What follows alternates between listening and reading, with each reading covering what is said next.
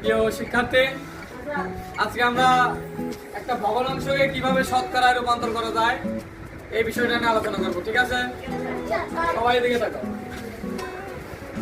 দেখা যাচ্ছে এটা একটা ভগ্নাংশ। এটা কি ভগ্নাংশ? এটাকে কিভাবে শতকরায় রূপান্তর করা যায়? প্রথম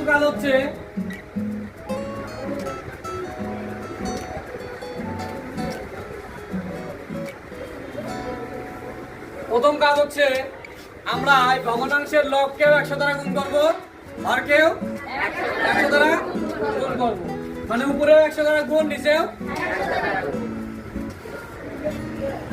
100, নিচেও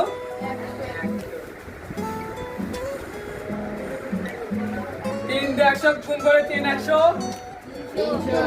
300, আর নিচে গুণ করলে 400।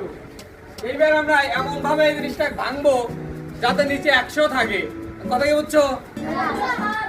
আমরা যদি 4 দিয়ে ভাগ করি, 4 দিয়ে যদি উপরে আর নিচে দুটাকে যদি 4 দ্বারা যদি আমরা ভাগ করি, তাহলে দেখো 4 দিয়ে 300 ভাগ করি, উপরে হয়তো কত 75, আর 4 দিয়ে 400 ভাগ করি, 4 100 400 সমান সমান 100 এর পরিবর্তে আমরা কি লিখতে পারি জানো কি?